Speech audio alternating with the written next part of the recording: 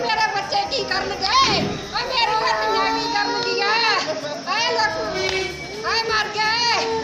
असं लुटे गए सानू हस्पताल ने लुट लिया जे तुहाडे कोल नहीं सी कोई चारा सानू दस दे आइडिया ले आई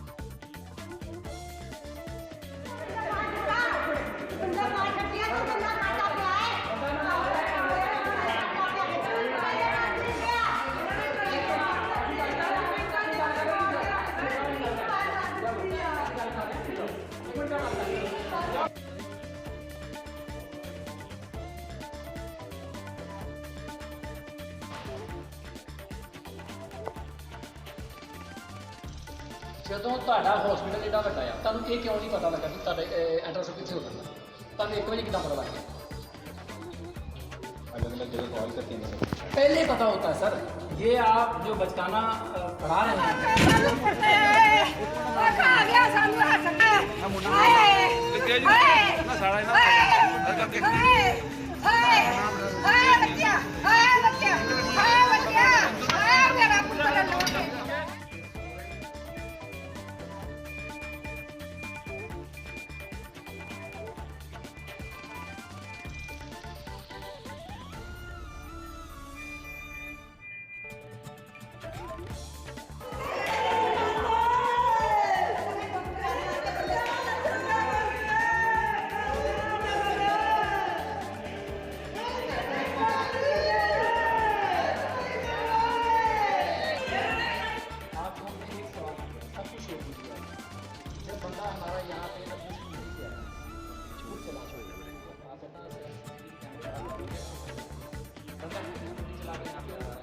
और 4 दिन पहले भी यूपी का दौरा करके आया है वहाँ की जमीन की बिजली किया है, ठीक है 4 दिन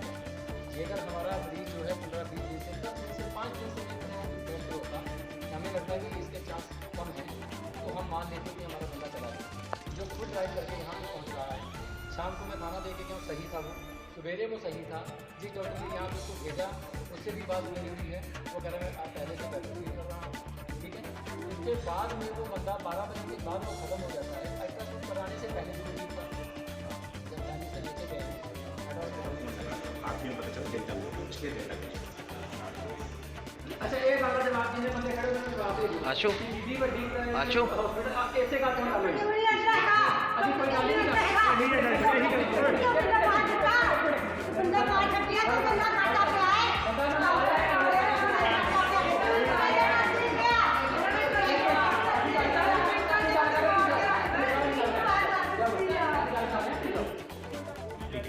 मैं भी खुद अलग अलग जगह फ़ोन लगाता हूँ आखिरी में पता चला डेल्टा में तो इसलिए डेल्टा भेजा अच्छा ਇਹ ਗੱਲ ਦਾ ਜਵਾਬ ਜਿੰਨੇ ਬੰਦੇ ਖੜੇ ਹੋ ਮੈਨੂੰ ਜਵਾਬ ਦੇ ਦਿਓ ਕਿ ਜਿੱਡੀ ਵੱਡੀ ਇਹਨਾਂ ਨੇ ਹਸਪੀਟਲ ਇਸੇ ਗੱਲ ਤੇ ਹੁਣ ਗੱਲ ਹੋਈ ਅਸੀਂ ਕੋਈ ਗੱਲ ਹੀ ਨਹੀਂ ਕਰਦੇ। ਇੱਕ ਮਿੰਟ ਬੰਦਾ ਨਾ ਮਾਰਿਆ ਹੈ ਹੁਣੇ ਸਾਨੂੰ ਇਹਨਾਂ ਨੇ ਭੈਣੇ ਚੋਂ ਮਾਰਤਾ। ਅਸੀਂ ਗੱਲ ਕਰ 10 ਮਿੰਟਾਂ ਦੇ ਜਾਓ ਅਸੀਂ ਗੱਲ ਕਰ ਰਹੇ ਹਾਂ ਜਾਓ ਅਸੀਂ ਗੱਲ ਕਰ ਰਹੇ ਹਾਂ ਤੁਸੀਂ ਜਾਓ ਇੱਕ ਮਿੰਟ ਜਾਓ ਗੱਲ ਕਰ ਰਹੇ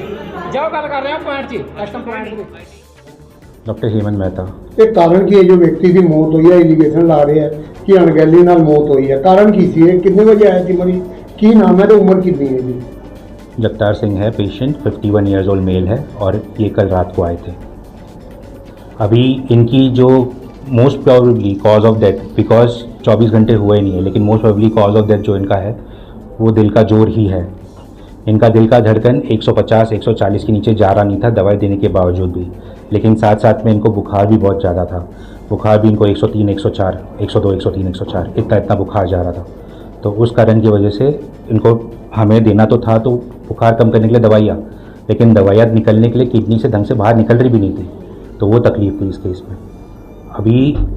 जब ये गए थे अल्ट्रासाउंड करने बस इतना पता करने कि कैसे किडनी है क्या है तो उसको पता चला कि लीवर खराब है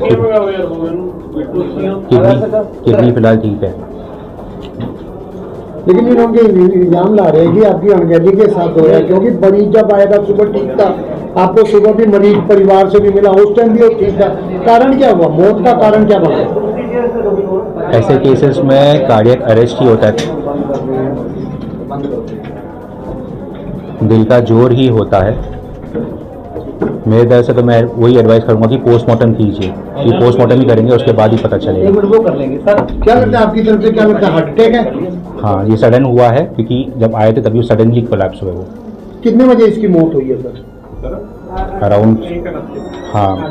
1:30। हमने परिवार के साथ विजिट किया था सर क्या ऐसे कंडीशन है मरीज की हमने बात की थी सर मरीज के परिवार इनको एडवाइस भी किया था सांस की नली डालने के लिए लेकिन बोला गया था कि उन्होंने उसके लिए कंसेंट भी नहीं दिया कि सांस की नली डालने की। सांस की नली डालनी होती है जब हम दिल को जोर देते हैं चालू करने तब सांस की नली भी डालनी होती है लेकिन वो भी करने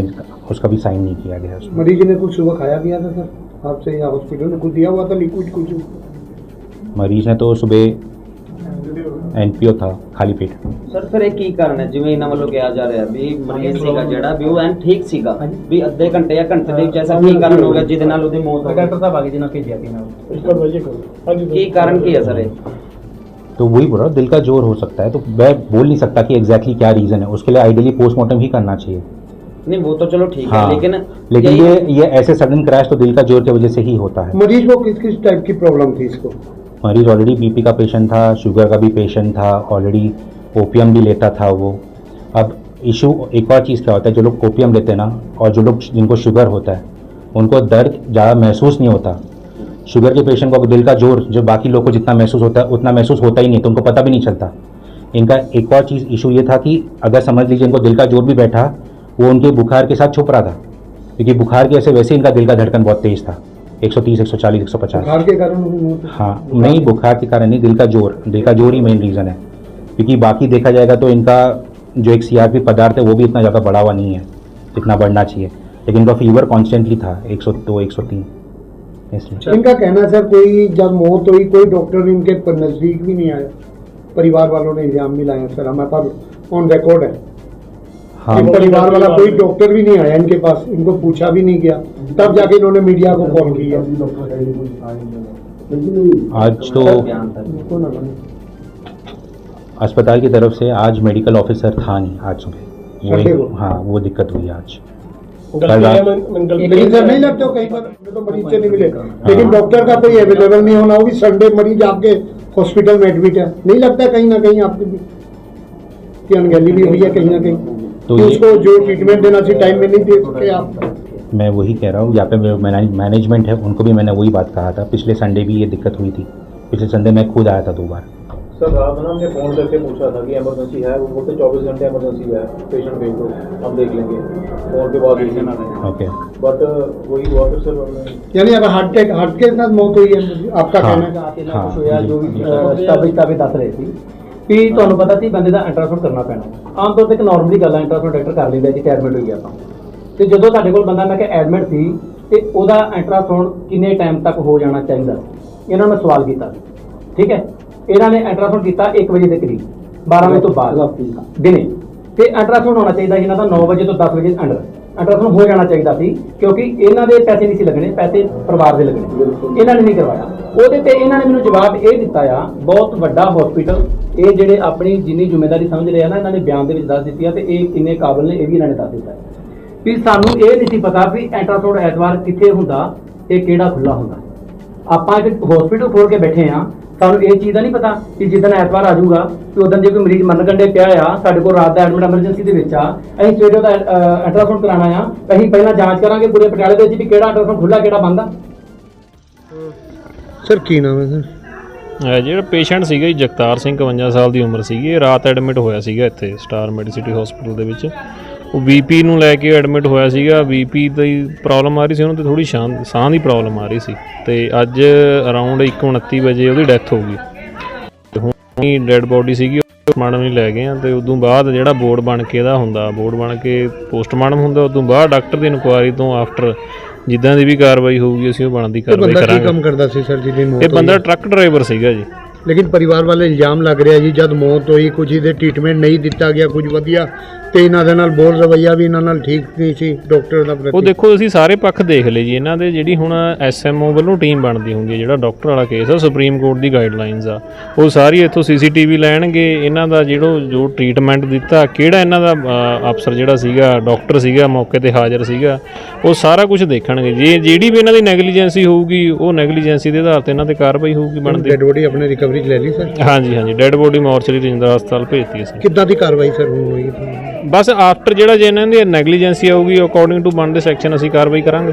ਠੀਕ ਹੈ।